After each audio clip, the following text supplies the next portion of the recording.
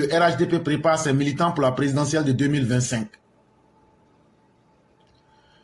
Le RHDP, à travers le secrétaire exécutif adjoint chargé de la formation et de l'Institut politique en abrégé CA-FIP, a lancé sa session nationale de formation le lundi 15 juillet 2024 au Sofitel Hôtel Ivoire à Abidjan.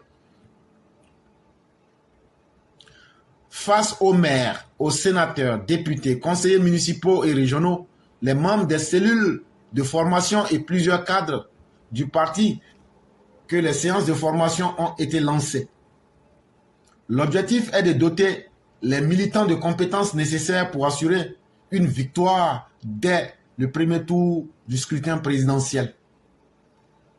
Ici, l'article nous informe que hier, 15 juillet 2024, les gens du RHDP, les maires, les sénateurs, les députés, les conseillers municipaux, les conseillers régionaux, et puis les membres des cellules de formation, et puis plusieurs cadres du parti se sont réunis à l'Hôtel Ivoire.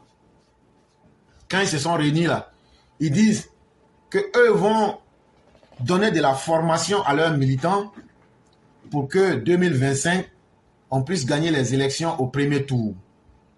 L'objectif est de renforcer les structures de base et de préparer les militants pour l'élection présidentielle d'octobre 2025. Anne Désiré Ouloto, représentant M. Gilbert Kafana Kone, le président du directoire du RHDP, a insisté sur l'importance de cette initiative et a appelé à une mobilisation active des coordinateurs régionaux et des secrétaires départementaux pour ces formations à l'échelle nationale. Vous vous souvenez, il n'y a pas longtemps, le RHDP avait mis en place des coordinateurs régionaux. Eux et les secrétaires, il leur a été demandé de créer des séances de formation. Et ça, sur toute l'étendue du territoire ivoirien, afin de doter les militants des compétences nécessaires pour assurer la victoire dès le premier tour du scrutin présidentiel, conformément à la volonté du président Alassane Ouattara, a-t-elle indiqué. Et ils vont former les militants de sorte qu'ils puissent gagner les élections dès le premier tour. Mais le mot qui ressort, c'est toujours former les militants pour gagner dès le premier tour. Mais est-ce que gagner des élections, c'est sur ça seulement que une formation politique doit être basée? Est-ce que la formation politique elle-même, la formation militante elle-même, n'est pas une connaissance qu'il faut donner de façon régulière pour que vous ayez des militants aguerris sur le terrain? Parce que pour gagner une élection, on comprend et on peut prendre des dispositions et puis aller dans ce sens-là, mais une fois qu'on gagne l'élection après. C'est en cela que j'ai trouvé que ça doit être une formation politique complète et non dans les détails. Parce que demain, peut-être que nous ne serons plus au pouvoir. Mais si on a formé les militants seulement pour pouvoir gagner des élections au premier tour, en leur expliquant les stratégies des élections uniquement, mais sans former ces personnes-là politiquement, et sans les former en fonction de l'environnement politique, je trouve que c'est une formation au rabais. Et donc il faut approfondir cette formation-là et surtout ne pas se limiter à un seul événement. Mamadou Touré, représentant le secrétaire exécutif du parti présidentiel, a rappelé que cette formation répond aux recommandations du séminaire post-électoral de novembre 2023. Elle vise à renforcer la culture politique, à éliminer l'indiscipline et à préparer les militants pour la révision de la liste électorale prévue pour fin 2024. Et donc, M. Mamadou Touré est venu et lui, il a encore donné plusieurs explications, mais tout va dans le même sens. Ils disent qu'ils vont renforcer la culture politique pour que les militants ne soient plus indisciplinés et vont préparer les militants pour la révision de la liste électorale pour fin septembre. Ce n'est pas suffisant.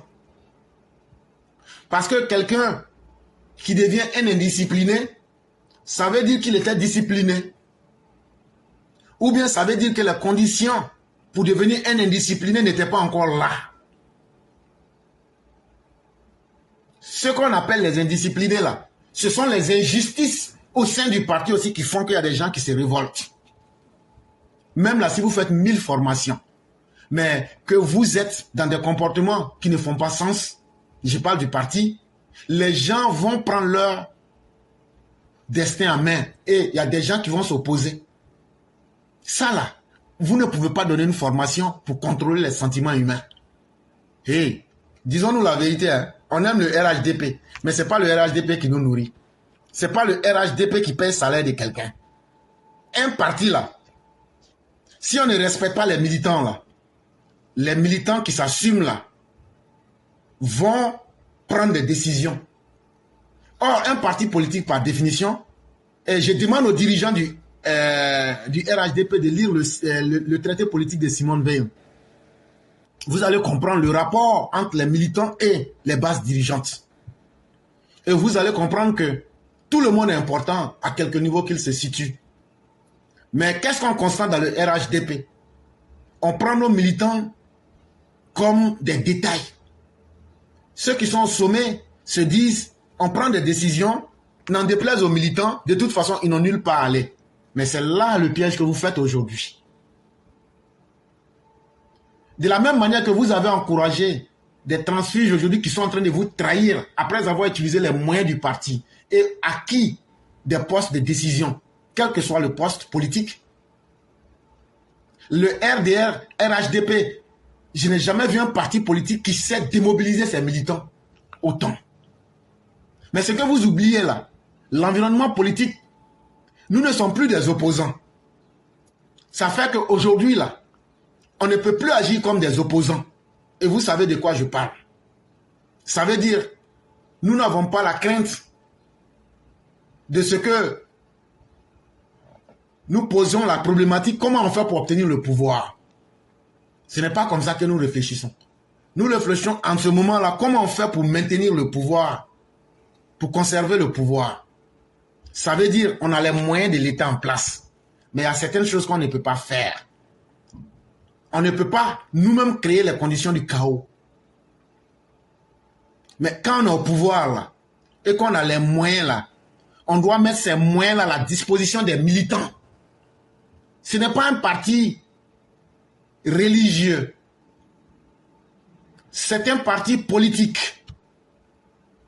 On ne peut pas nourrir les militants avec la bonne parole. Il faut du concret. On n'est plus en 2010. On n'est plus dans une coalition avec le RHDP, PDCI. On est face aujourd'hui seul à notre destin. Quoi que vous voudrez. On est face seul à notre destin aujourd'hui. L'environnement politique même a changé. Les méthodes politiques ont changé. Thiam aujourd'hui fait des pratiques qu'on n'avait jamais vues dans la politique. Laurent Gbagbo aujourd'hui est en plein sondage. Et comme il ne s'assume pas, il essaye de tâter le terrain en lançant des discours subversifs. Il faut qu'on enlève ce pouvoir. On va enlever ce pouvoir comment? Politiquement parlant, il ne parle pas d'élection. Il ne parle pas d'un pouvoir qui a un bilan. Comment est-ce qu'on peut enlever quelqu'un qui a un bilan qui impressionne les Ivoiriens? Laurent Gbagbo n'a pas le courage de s'assumer. Mais pour quiconque sait lire le discours politique, on comprend de quoi il veut parler. Qui aujourd'hui dit que la Côte d'Ivoire, les terroristes qui ont été attrapés, ce ne sont pas des terroristes? Qui dit aujourd'hui que non, il faut encourager le coup d'État? C'est leur souhait réel qui est là. C'est sur ça qu'il faut former le militant. Comment comprendre une situation? Comment s'adapter à un opposant ou bien à quelqu'un qui est un homme politique en face de lui? Comment comprendre les enjeux immédiats, les enjeux du court terme et les enjeux du long terme? Et comment faire la promotion des valeurs du parti à partir des acquis que nous avons. C'est ça qu'on appelle une vraie formation. Pour former quelqu'un aux techniques de révision électorale, là, après ça, quand il finit ça, il a quelle connaissance politique? Ah donc, on peut former quelqu'un à ne pas être indiscipliné? Vous pensez que vous, des pères de famille, vous pouvez leur dire de ne pas être indiscipliné? Au contraire, vous allez les encourager même à ne pas aller voter. Vous allez les encourager même à être démobilisés. Et pour ne pas que l'indiscipline dont vous parlez là, c'est l'injustice que certains font dans le parti là, c'est ce qui frustre d'autres et puis eux aussi se comportent comme ça. Et ils ont raison de se comporter comme ça. Et ils vont se comporter comme ça. Et moi-même, je vais me comporter comme ça. si d'aventure vous devez vous comporter comme ça. Vous adoptez les mêmes mauvais comportements, on aura les mêmes mauvaises réactions. À la fin de la journée, là, on est dans un parti politique, là, personne n'a obligé son ami. De la même manière que vous avez besoin de nous, là, pourquoi on part voter, là? C'est comme ça aussi que nous, on veut que vous nous respectez. Et donc là, au nom de la survie du parti, là, respectons-nous mutuellement. Il y a des décisions vous-même vous prenez là. C'est parce que vous avez ces postes-là et que ça vous arrange. Mais si vous n'étiez pas là et que vous étiez ceux sur qui voulaient imposer ces décisions-là, vous allez être des indisciplinés. Mais comme c'est vous aujourd'hui, ça ne touche pas. Comme c'est vous aujourd'hui qui prenez les décisions, je parle des dirigeants du RHDP, je ne parle pas d'une personne. Comme vous prenez les décisions et comme vous les appliquez sur des gens que sont les militants, vous ne savez pas que ce sont des décisions injustes qui conduisent à l'indiscipline. Mais dès que quelqu'un d'autre va prendre ces décisions-là et les appliquer à vous, vous serez les premiers indisciplinés. Et c'est là que vous allez comprendre que ce n'est pas le poste politique de quelqu'un qui fait de lui un indiscipliné ou un indiscipliné. Mais c'est les avantages et les intérêts du moment qui font que les gens deviennent indisciplinés, disciplinés. Quand une décision t'arrange, toi tu te mets du côté de ceux qui sont là pour les conseiller, ce que ça n'arrange pas. Mais toi-même là, si on te prend, on te met parmi ce que ça n'arrange pas, là, tu vas changer ton comportement. Et le RDR, RHDP est champion dans ça. Ce que moi j'ai dit là, moi je ne parle pas pour faire plaisir à quelqu'un. Moi je parle des réalités du parti. Changez ça. Ayez un comportement qui soit équitable. Je parle de la direction du RHDP. On a vu ici, pour élire des représentants locaux dans les petits postes, on a vu ici des tractations qui ont été faites, des candidats qui ont été empêchés. Pourquoi vous voulez que ces personnes soient heureuses? On a vu ici des maires qui pouvaient être plus valables que d'autres. Mais on allait choisir ceux qui ne pouvaient pas être capables. Au nom des amitiés que vous avez avec ces personnes. Et vous voulez que ceux qui ont de la capacité, ceux aussi qui ont travaillé sur le terrain, vous voulez qu'eux laissent tomber leur effort à l'eau. Non. Rien n'est né ex nihilo. Rien n'est né gratuitement. Tout naît à partir d'un comportement. Et quand vous dites que les gens sont indisciplinés, c'est de la manipulation. Je vais vous donner un exemple de manipulation. Nous sommes des simples militants ici. Vous êtes le directoire. Vous prenez une décision pour dire, voilà les conditions pour être maire. C'est un exemple que je prends. Ou bien pour être élu délégué. Est-ce qu'à Bobo, qui ne se souvient pas de ce qui s'est passé à Bobo? Qui ne se souvient pas de ce qui s'est passé dans d'autres régions? Où les populations disent, nous là, cette personne ne nous arrange pas. Mais ceux qui votent là, est-ce que c'est leur avis qu'il faut respecter pour qu'on puisse avoir quelqu'un qu'eux ils aiment et puis le parti va travailler avec cette personne-là? Ou bien est-ce qu'il faut s'attirer le courroux de la population et qui va vous désavouer? Non. La direction va, elle prend les décisions qu'elle veut et les impose aux militants. Vous prenez ou vous laissez. On s'en fout de vous. Il n'y a pas de problème. Comme de la manière vous dites que vous vous en foutez pas mal de nous là. Nous ne sommes pas des robots. Nous ne sommes pas faits en bois. Nous ne sommes pas des gens sans dignité. Tous ceux qui sont des vrais humains qui ne sont pas des robots là, eux disent, comme ils disent, ils s'en foutent de nous là. On ne peut pas se foutre de moi. On ne peut pas m'arracher mon droit. Et puis je vais m'asseoir pour dire, bon, ça fait rien. Si tu ne luttes pas pour tes droits là, c'est que tu n'es pas un humain. Si tu n'es pas capable d'exprimer tes sentiments avec certitude, c'est que tu ne mérites pas d'être un humain. Parce que vous qui prenez ces décisions-là, c'est parce que ça vous arrange. Et pourquoi vous prenez des décisions qui vous arrangent et qui dérangent les autres et vous voulez que ceux que ça dérange là, eux n'ont qu'à s'asseoir pour vous applaudir. Hey, tant que vous allez faire ça là, moi je vais continuer à éduquer politiquement les masses, de ne pas se laisser faire. Même ce que vous êtes en train de dire là, ce n'est pas vrai. Ce n'est pas formation politique que vous allez donner. C'est simplement, bon, si quelqu'un, la liste électorale, comment on fait pour réviser? Ça, ce n'est pas une formation politique. Même les agents de l'administration même peuvent faire ça. Formez vos militants politiquement et informez vos militants. C'est de cela qu'il est question. Quelqu'un, on te fait du mal, on t'arrache ton droit. Et puis on veut te convaincre que c'est ça qui est bon. Et que quand tu ne dis rien là, c'est que toi tu es un bon militant. Tu es un mouton. C'est de la manipulation qu'on est en train de te faire. Et donc là, ce discours-là ne marchera pas avec nous. Et tenez-vous pour dire, hein, de toute façon là, que vous le voulez ou pas là, il y a les voix de certaines personnes qui comptent aujourd'hui. Et vous avez vu, à Sataman, j'ai aidé les gens à désavouer le parti, imposer le candidat que les gens voulaient. Alors que les mesures étaient simples. Partout où il y avait des problèmes, il suffisait d'organiser des élections, des primaires.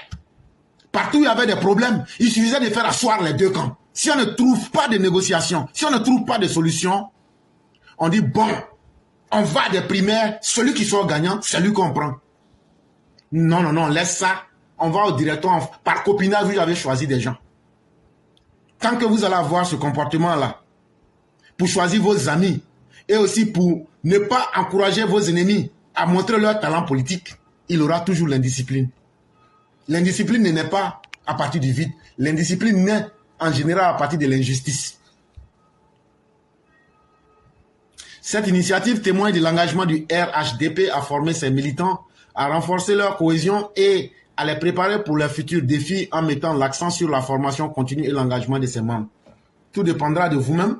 En tout cas, nous allons continuer à éveiller la conscience des militants et à leur faire comprendre que quand tu es dans un parti politique, tu n'es pas dans une religion. Tu es là aussi pour tes intérêts. Les cadres que vous voyez là, s'ils ne gagnaient rien là, s'ils n'étaient pas cadres là, ils ne seraient pas là.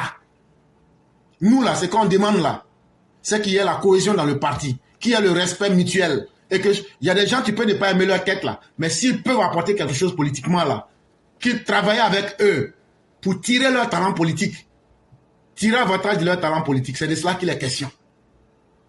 Et non de créer des petits clans, de favoriser certains parce qu'ils ont essuyé vos chaussures ou mes attrapent vos sacs. Ce n'est pas comme ça qu'un parti politique fonctionne. Et ça, je n'ai pas parlé à l'attention d'un individu ou même d'une personne. J'ai parlé à l'attention du directoire qui ne fait pas franc jeu. Parce que pour faire franc jeu là, il faut qu'il y ait de la cohérence d'abord dans vos idées. Toujours, c'est nous qui sommes surpris par les événements. Toujours, c'est nous qui sommes dans la défensive. Ah non, comme ils ont dit ça maintenant, on va sortir pour réagir. Et quand on est politiquement formé là, il y a une cellule de propagande dans tout parti qui se respecte. Je dis bien, il y a une cellule de propagande dans tout parti qui se respecte. De la manière, un homme là, quand tu veux survivre sur le champ politique là, il ne faut pas attendre que tu sois toujours attaqué. Il faut aussi attaquer. Il faut anticiper dans l'attaque.